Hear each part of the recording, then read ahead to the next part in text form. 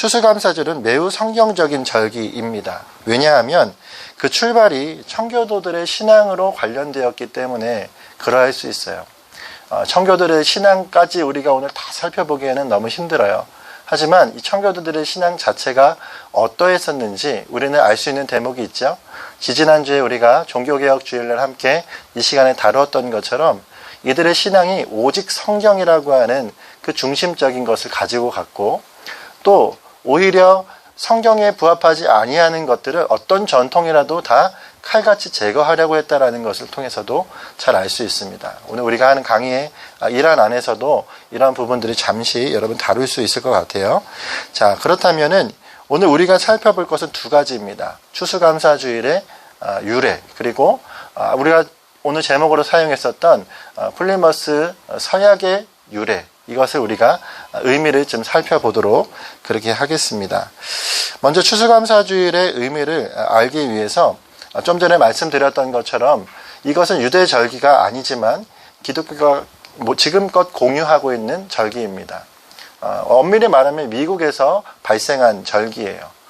그렇기 때문에 우리가 이것에 대해서 예를 들면 이거는 굳이 지키지 않아도 되는 거 아닌가 이렇게 생각할 때 그들의 속뜻이 어디 있는지, 왜 그런 말을 하는지를 알 필요가 있어요.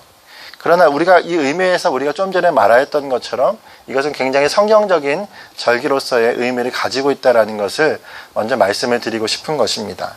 그렇다면 이게 어떻게 성경적인 의미를 가지고 있는가?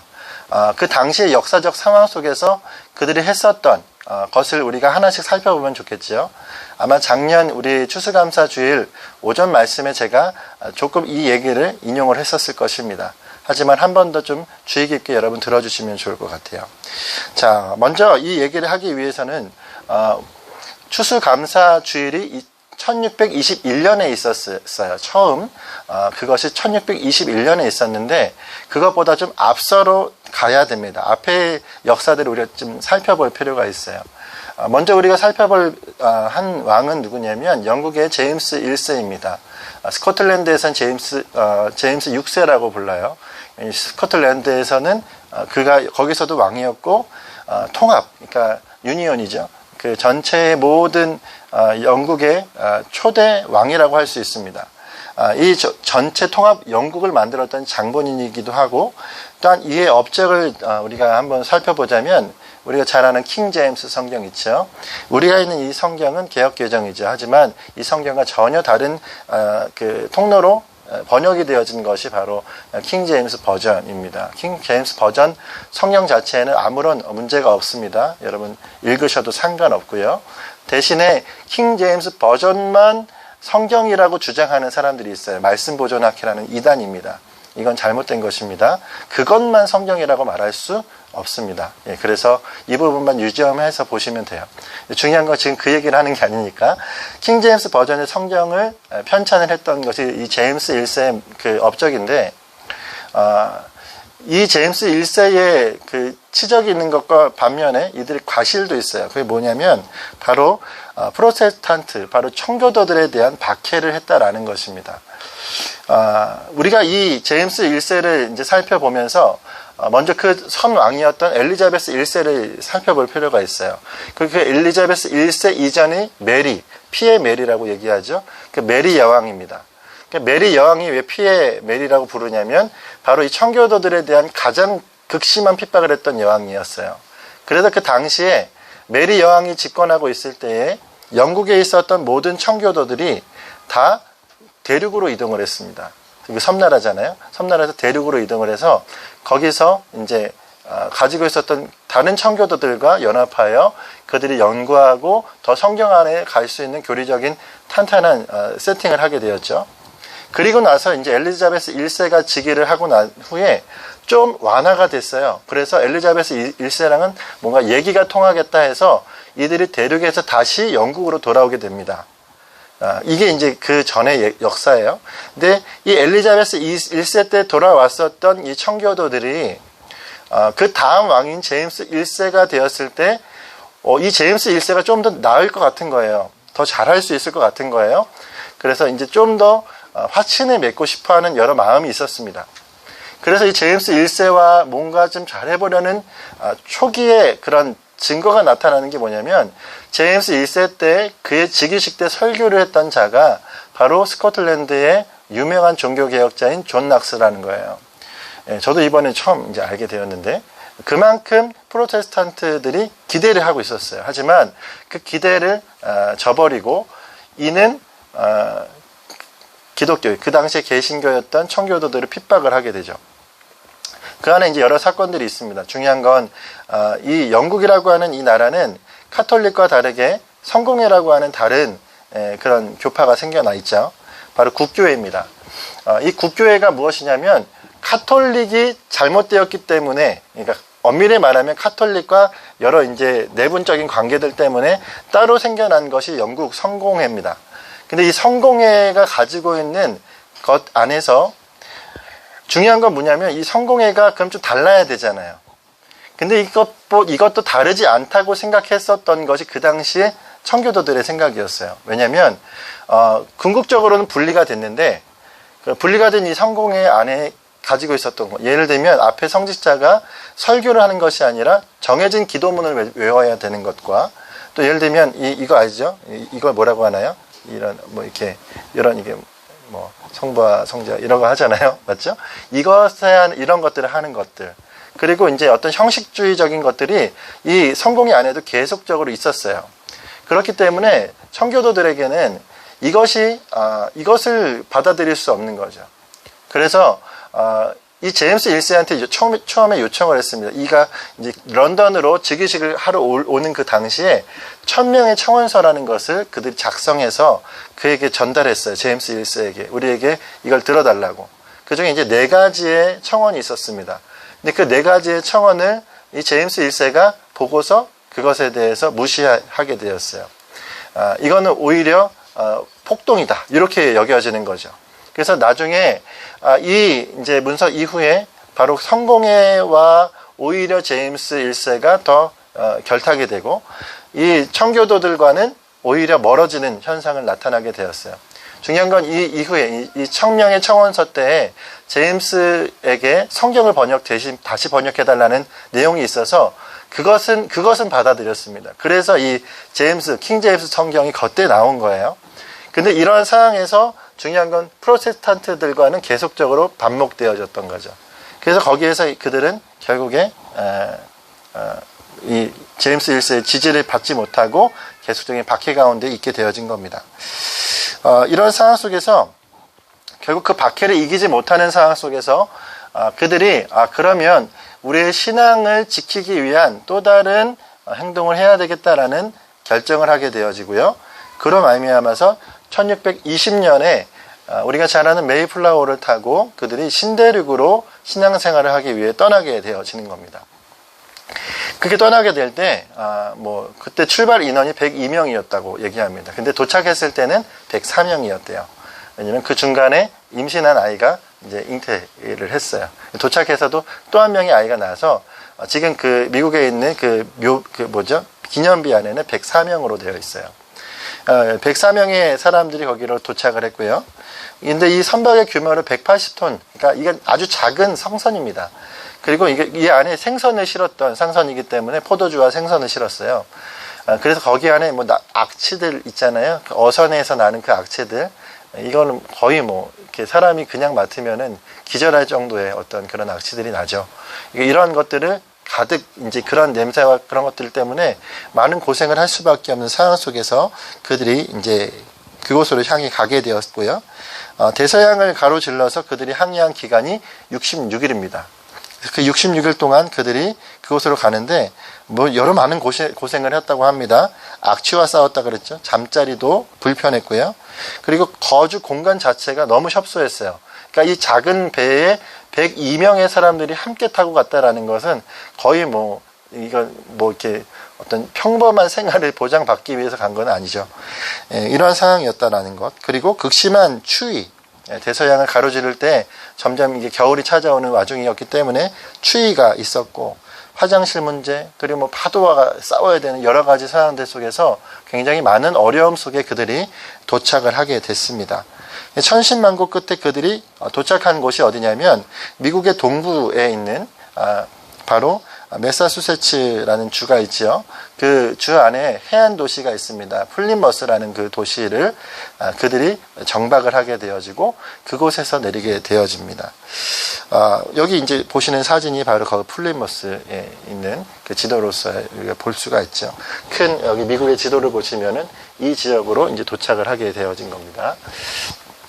그래서 그들이 도착하게 되어진 이 플리머스의 도착이 바로 어떻게 보면 미국에 정착한 이주민의 첫 번째라고 그렇게 미국 사람들이 여기는 이유가 있습니다. 물론 그 전에도 거기에 주거지들이 있었어요. 그리고 식민지를 영토들이 있었습니다. 하지만 이들이 첫 번째라고 말하는 이유가 바로 우리가 좀 이따가 말할 바로 플리머스 서약 때문에 그렇다라고 얘기를 할 수가 있는 거예요. 자, 그러면 이들의 이 추수감사의 의미가 무엇인지 한번 지금 본격적으로 좀 살펴보면 1620년 11월 11일에 플리머스에 도착을 했어요. 자, 11월 11일이면 딱 겨울이죠. 이제 겨울 초입입니다. 그들이 이제 겨울을 나야 되는데 중요한 건 이 겨울에 그들의 식량이 부족하여 있다라는 거예요. 그리고 그들이 이미 세팅되어진 거주지에 간 것이 아니라 새롭게 그들이 터전을 마련하기 위해서 갔어요. 왜냐하면 기존에 있는 곳은 다 자신들의 법과 규칙들이 있기 때문에 그들이 그냥 거기 안에 흡수되는 것인데 이들은 목적이 따로 있었습니다. 바로 신앙의 자유라고 하는 목적이 있었기 때문에 자유를 위해서 항해를 한 거예요. 그 자유를 위해서 항해하였기 때문에 자신들의 주거지를 만들어서 생활해서 자신들이 그 모든 걸 만들 생각으로 가게 된 거죠.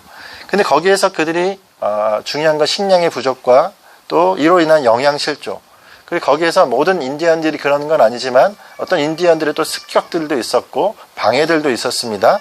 그로 인해서 앞에 나온 것과 같이 그 이듬해 봄에 그들 안에 사망자가 거의 절반 수준인 44명의 사망자가 났었다. 이렇게 기록되어져 있습니다.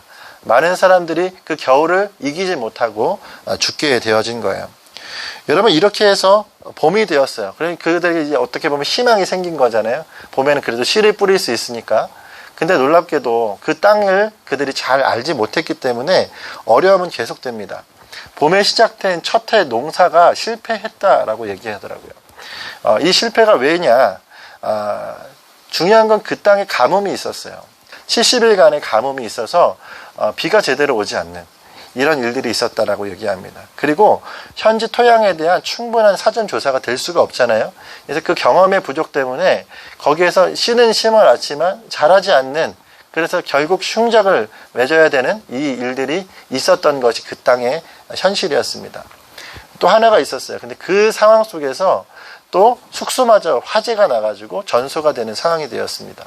그러니까 이들이 지금 같이 거주할 공간 자체도 없어지는 상황이 되어지는 거죠. 이런 상황 속에서 어떻게 보면 굉장히 낙담할 수 있는 상황들이 되어지는 것 같아요. 또한 이런 상황들 속에서 어느 날은 두세 명이 함께 죽는 일까지도 일어났었다라고 얘기를 합니다. 그만큼 굉장히 어려운 그 시절들을 지나가게 되어지는 상황 속에서 그들에게 너무도 감사한 것은 그들에게 있어서 신앙이라고 하는 것은 이미 생사를 넘나드는 상황 속에서 다른 게 없는 거예요. 그러니까 신앙을 바라봐야 되는 거죠. 그래서 어떤 얘기가 있냐면 건물은 전소돼서 그들이 잘 공간도 없고 너무 척박한데 그들이 교회만큼은 정말 예쁘고 아름답게 지어놨대요. 왜냐하면 그게 그 당시에 그 이주민들의 소망 교회에 있었기 때문에 그래요. 그래서 교회는 아주 예쁘게 지어놓고 그들이 늘 교회에서 생활하다시피 교회로 모였다라고 얘기를 합니다. 그래서 그들이 거기서 교회 중심의 어떤 신앙생활을 하면서 그들이 가지고 있었던 건 그들에게 또 도움이 되었던 것은 이들이 땅에 심는 것이 여의치가 않은 상황에서 인디언들이 그들에게 땅에 곡식을 어떻게 심는지 어떻게 자라게 하는지에 대한 노하우를 전수를 또 해주는 거예요. 그래서 그렇게 해서 그들이 가을이 되었을 때 가을에 그들에게는 추수할 거리가 나게 되었고 또 그 와중에 이들에게 칠면조를 아시죠? 그 땡스기빙 데이에는 칠면조를 그 사람들이 먹잖아요. 그 이유가 무엇이냐면 이들이 먹을 것이 없는 그때 그들이 산의 남자들이 나가서 굶어 죽을 수 없으니 뭐라도 잡자 해서 잡은 게 칠면조였어요. 칠면조를 잡고 그것을 함께 먹는 것이 이들에게 어떤 전통이 되어진 거죠. 그래서 칠면조를 잡고, 그래서 그들이 이제 그 신앙의 자유와 삶의 터전을 주심에 대한 감사로 인하여서 이제 그 가을에 그들이 이곳에 정박하여서 1년이 된 그때에 그들이 하나님 앞에 감사의 예배를 드렸습니다. 예배당에서 그 예배를 드렸는데, 그 예배를 드리는 가운데 많은 사람들이 눈물을 흘리고 완전 울음 바다였다라는 기록이 그렇게 있습니다. 그들이 왜 그랬을까요? 정말 신앙의 자유를 찾아왔는데 이게 어때요? 광야인 거예요. 광야에서 신앙의 자유를 찾아야 되는 거예요. 출애굽과 비슷하죠. 그들이 하나님 앞에 나아가서 예배해야 되는데 예배하려고 하니 광야인 것입니다. 근데 놀라운 건 그 광야의 시련을 이겨나가는 과정 가운데 이 신앙이 얼마나 중요하고 감사한 것인지를 아는 감사가 그들에게 서게 되는 겁니다. 그것이 바로 이 추수감사주일의 의미라고 할 수가 있죠. 그래서 이것이 너무 감사하고 너무 그들에게 중요한 날이 되어졌어요. 그래서 1623년도에 한 2년이 지나고 나서 플리머스라고 하는 그 지역이 이제는 어느 정도 제법 제도할 수 있는 어떤 규율이 있는 그런 어떤 마을이 되었습니다. 그때 거기 있는 이제 마을 행정관이 우리 이제 땡스 기빙 데이를 지키자. 그래서 이것을 주일로 선포를 했어요. 그 추수감사절로 선포를 하고, 그리고 궁극적으로 이것이 나중에 1789년에 초대 대통령이었던 조지 워싱턴이 나라에 대한 초대 건국을 하며 그가 했던 것이 국가기념일로서의 이 추수감사절을 선포하게 되었고, 지금껏 미국이 지키는 추수감사절이 되어진 것입니다. 네, 이 어느 정도 그 맥락에 대해서 이제 이해를 하시게 되었죠. 이런 상황 속에 있는 것이 이 추수감사주일의 의미이기 때문에 우리는 이 추수감사주일의 의미에 대해서 한 번 더 새롭게 알아낼 필요가 있다라는 거죠. 중요한 건 오늘 우리가 이 추수감사절의 유래와 의미도 중요한데, 또 하나 우리가 볼 수 있는 것이 무엇이냐면 아까 말씀드렸던 이 바로 플리머스 서약에 대한 의미를 살펴볼 필요가 있습니다. 추수감사절과 함께 알아야 될 이 플리머스 서약은 다른 말로 메이플라워 서약이라고도 불립니다. 왜냐하면 여기에서 했었던 이 서약이 중요했었기 때문에 지금껏 미국은 우리의 시초는 바로 이 102명의 바로 청교도들이다라고 얘기를 역사책에도 쓰며 얘기할 수 있는 것입니다. 왜냐하면 그들이 가진 신념이 바로 신앙과 결부되어 있었기 때문이다라는 거예요. 좀 전에 말씀드렸던 것처럼 이 추수감사절의 유래를 봤을 때 철저하게 그들은 신앙의 자유를 위해서 그곳에 왔고, 그 신앙의 자유를 그들이 쟁취하여서 성취하는 것까지 그들이 갔다라는 것을 볼 수가 있죠. 그렇다면 이 플리머스 서약이라는 것은 무엇인가? 이 서약에 대해서 우리가 한번 볼 필요가 있는데요. 아까 말씀드렸듯이 11월 11일에 그들이 바로 이 플리머스에 도착을 했습니다. 근데 도착해서 그들이 바로 내리지 않았어요. 바로 내리지 않고 그 선상에서 그들이 다 모여서 함께 논의했습니다. 우리가 이제 이곳에서 내리면 여기서 이제 정박해서 거기서 정착을 해야 되는데 그냥 정착을 할 수 없다. 우리가 함께 서약을 해서 이 서약대로 우리가 이곳에서 정착을 하자, 이렇게 그 선상 안에서 그들이 회의를 했고, 거기에서 그들이 정말 중요한 이 서약 안에 어떻게 보면 지금의 미국의 가장 기초가 되는 자유에 대해서 그들의 정립이 잘 들어가 있는 서약을 만들게 된다는 것이 아주 중요한 것을 볼 수가 있어요. 그래서 신앙의 자유를 수호하기 위해서 새로운 질서가 필요하다라는 것을 인식을 했다라는 거죠. 영국의 그 제도로는 안 되는 거예요.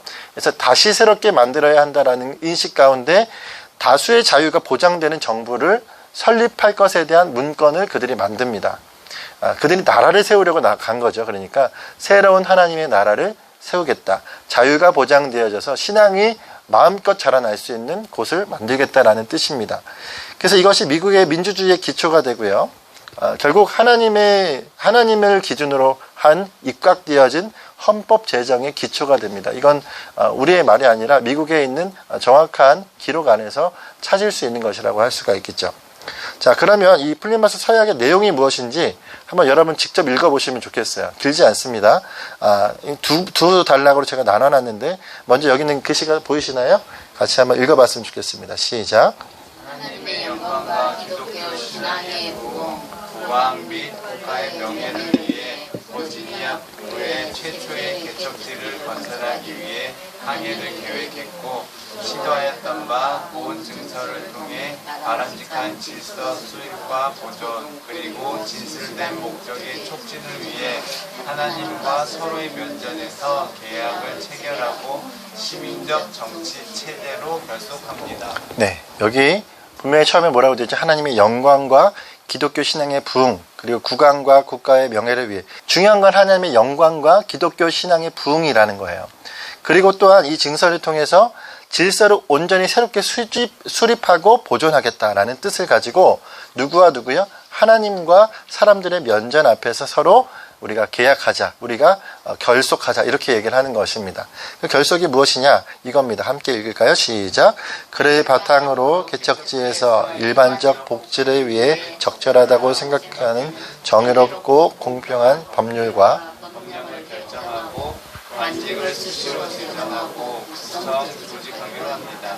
이것을 제정하여 개척지의 총체적인 이익을 위해 정당하고 평등한 법률, 헌법과 지칙을 만들어 우리 모두 당연히 복종과 순종할 것을 결의합니다. 이곳 키프코트 곳에서 우리의 이름으로 서명합니다. 네. 그러면서 서명자가 41명이었는데 이 서명자들은 거기에 안에 있었던 모든 남성들입니다. 이 모든 남성들 전원이 거기에 이제 서명을 하면서 이 서약이 맺어지게 됩니다. 여기서 말하고 있는 중요한 건 뭐냐면 그들이 이 개척제 안에서 정부가 해야 될 가장 최소한의 권한을 정부에게 주어서 이것으로 누구를요? 바로 그들 개인을 보장시켜주는 것으로 이 법을 짰다라는 거예요. 그래서 중요한 건 나라고 하는 이 개인이 하나님 앞에 신앙생활을 할 수 있는 가장 최소한의 보호를 누가 해주는 거예요? 정부가 해주도록 만드는 법을 그들이 수립하려고 했다라는 것입니다. 그래서 이 제정 안에서는 평등한 법률, 조례, 법, 헌법, 직책 이런 것들을 만들어서 모두 다 여기에 순종을 하고 대신에 이 정부라고 하는 이 조직은 누군가를 억압하려는 것이 아니라 그들을 보호하는 입장에서 만드는 겁니다. 이해가 되시죠? 그렇게 해서 만들려고 하는 이 서약을 하고 나서 그들이 그곳에서 내렸다라는 거예요. 그리고 이 정책을 했는데 너무도 중요한 건 무엇이냐면 이 일반적인 정부의 수립과 설립을 하는 이유는 뭐냐면 바로 신앙의 자유를 보장받기 위함이다라는 거예요. 만약에 이 문건 안에 우리는 무조건 기독교만 섬겨야 합니다라고 서약을 할 수도 있죠. 아니면 그들이 기독교를 위해 어떻게 보면 개척 정신으로 성경을 위해서 간 것이니까. 하지만 그들은 그렇게 하지 않았다라는 거예요. 왜냐하면 그것이 얼마나 잘못된 것인지 카톨릭을 통해서 너무 현명하게 봤다라는 것입니다. 카톨릭과 성공회는 뭐예요? 국가가 신앙을 다스리죠. 그러니 이것이 무엇이 되냐면 개인이 자유롭게 신앙생활을 하는 게 아니라 누군가에게 있어서 기계적인 신앙생활을 하도록 되어지는 거예요. 예를 들면 제가 앞에서 여러분에게 내일부터 매일 새벽기도 나오시고 내일부터 매일 1시간씩 기도하시고 또 헌금생활 어떻게 하시고 하나하나 여러분에게 강요한다고 생각해 보십시오. 그리고 그렇게만 해야 된다고 생각해 보세요. 신앙생활이 아니라 이거는 비극입니다. 이해가 되시죠? 이것이 나에게 자유가 있는 상태에서 하는 것과 누군가의 강요에 의해서 하는 건 다르다라는 거예요. 그것을 그들이 너무도 잘 알았기 때문에 그들은 이 신앙생활, 바로 신앙의 자유를 위해서 무엇을 건설한 거냐면 국가를 건설한 겁니다. 여러분 이것이 가장 중요해요. 나라를 건설하기 위해서 종교를 사용한 것이 아닙니다. 종교를 위해서 바로 이 기독교가 내 안에 제대로 투영되기 위해서 바로 국가를 만들 생각을 했다라는 거예요.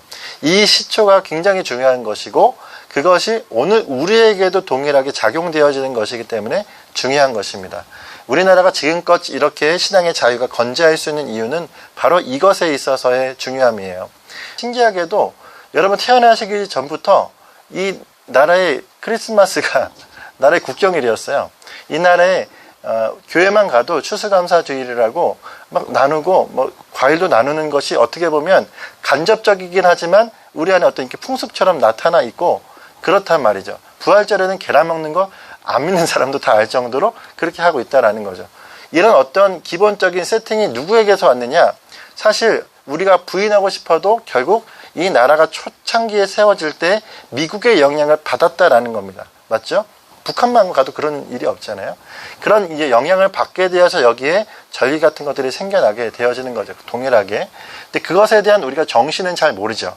이것이 있으니까 누리고 있으니까 하지만 결국 그 안에 있는 이 정신들을 알게 되면 아, 이것이 그냥 주어진 게 아니라 신앙의 자유를 찾아갔었던 그 개척자들의 신앙 정신으로 인하여서 만들어진 것이구나를 알아야죠. 왜요? 그걸 알아야 감사가 나오기 때문입니다. 그러니까 우리가 지금까지 한번 생각해 보십시오. 추수감사절의 의미를 얘기할 때 여러분 내가 솔직히 감사가 제대로 나오신 적이 있으세요? 그 이유가 무엇이냐면 바로 이 감사의 의미를 잘 모르기 때문입니다. 추수가 감사로 여겨지지 않는 이유는 누리기는 하는데 너무 당연하기 때문에 그래요. 그냥 있으니까 누리는 거잖아요. 공기도 있으니까 누리니까 이건 당연한 것이 돼요. 뭐 우리가 혹시 그런 얘기도 하잖아요. 너무 호의가 많아지면 그걸 권리인 줄 안다고 얘기를 하잖아요. 그런 것처럼 너무 우리 가운데 자유로운 거예요. 그러니까 이 자유가 아닌 거예요. 근데 여러분 중요한 건 뭐냐면 밑에 써놨죠. Freedom is not free예요. 예, 자유는 공짜가 아닙니다. 자유는 공짜가 아니에요. 지금 여러분과 제가 누리고 있는 이것이 얼마나 소중한 것인지를 제대로 알기 위해서는 뭘 알아야 돼요? 우리가 이 역사적 기반 안에서 어떤 의미를 가지고 있었는지를 제대로 알아야 되는 겁니다. 이 추수감사주일은 사실 우리 기독교 안에서 그리고 개신교 안에서 지켜져야 될 정말 중요한 전통과도 같지만 동일하게 이 나라의 많은 구성원들도 이 의미를 한번 새겨볼 필요가 있어요. 예. 아, 신앙의 자유라는 것이 그만큼 중요하구나. 그걸 그들까지 알게 되면 너무 이 나라가 희망적이겠죠. 왜요? 그러면 신앙 때문에 문을 열어라 닫아라라는 얘기를 국가에서 절대 할 수 없기 때문에 그래요. 이런 의미가 퇴색되고 모르면 모를수록 나라 정부가 신앙에 대해서 경솔히 생각하고 경멸하게 되어지는 거죠. 여러분 이러한 큰 의미 안에서 우리가 지금 어떠한 수준으로 여기 있는지를 알게 된다라는 것입니다. 자, 그러면 좀 정리할 수 있겠죠.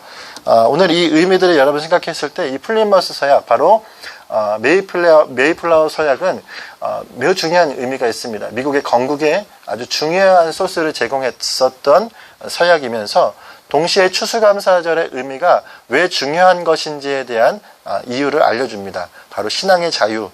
이것은 우리 모두에게 지금 누리고 있지만 앞으로 지켜져야 될 매우 중요한 자유입니다. 어떤 자유보다 더 중요한 것이다 라고 할 수 있는 거죠. 그렇기 때문에 오늘 하나님 앞에 우리가 감사해야 되는 것, 하나님 우리가 오늘 이 시간 하나님 앞에 찬양할 수 있고 예배할 수 있는 이 은혜를 감사드립니다. 그리고 그 감사로 머무는 것이 아니라 오전의 말씀처럼 우리는 소명의식을 가지고 나가야 되는 자예요. 이곳이 제한된 자유가 있는 곳을 향하여 외치며 그들을 주님 앞으로 돌아오게 만드는 일을 우리가 같이 해야 되는 것입니다. 이뿐만 아니라 아까 우리가 말씀했었던 낙태죄와 같은 것도 마찬가지겠죠. 외치지 않았으면 아마 이번에 새로운 법안이 나오지 않았을 거예요.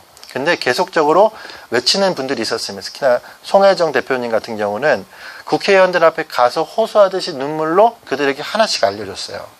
그래서 그들에게 왜 14주는 안 되고 왜 24주가 안 되는지 남자들 잘 모르잖아요. 국회의원들.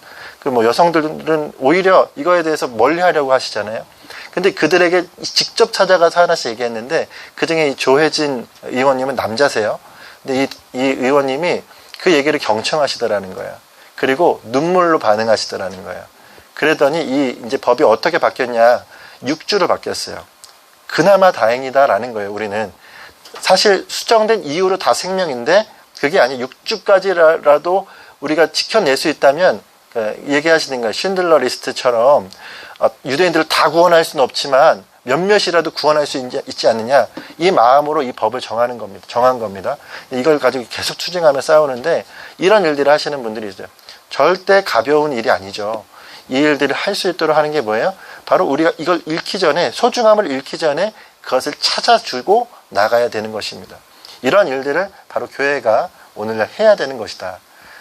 이것을 우리가 함께 좀 결론으로 좀 삼고 오늘 이 전체적인 강의에 대한 내용들을 마치면 좋을 것 같습니다. 우리가 정말 해야 될 일이 많죠. 감사하게도 이 추수감사주, 지난 추수감사주부터 올해까지 1년 동안 하나님 우리 일산하나교회를 통하여 참 많은 일들을 세상 가운데 하게 해주셨습니다. 정말. 그래서 저도 계속 기도하는 것은 하나님 우리 교회가 더 세상 가운데 하나님의 이름을 위하여 하나님의 뜻을 세우기 위하여 나아갈 수 있도록 2021년에도 그런 일들 할 수 있도록 도와주시고 함께 해주십시오. 이왕이면 저 혼자가 뿐만 아니라 우리 모두 다 함께 한 방향이 아니에요. 다 자신이 원하는 방향들이 있으시잖아요. 어떤 분들은 생명이고 어떤 분들은 동성애일 수도 있고 어떤 분들은 여러분 안에 있는 인권일 수도 있어요. 진짜 인권 지켜줘야 될 약자분들이 많습니다. 그분들을 위한 인권일 수도 있고요. 어떤 분들은 환경일 수도 있어요. 정말 많은 분야가 있습니다. 그런 분야에서 정말 주님의 목소리로 힘을 싣고 목소리를 내주는 일들이 우리 모두에게 2021년도에는 일어나기를 또한 간절히 바라봅니다. 할렐루야. 이미 주님의 나라가 임하였습니다. 또 속히 주님 임하여 주실 것입니다. 주님의 나라 다시 오실 때까지 우리 그 주님을 향한 본분 잊지 않고 믿음으로 나가는 저와 여러분이 되었으면 좋겠습니다.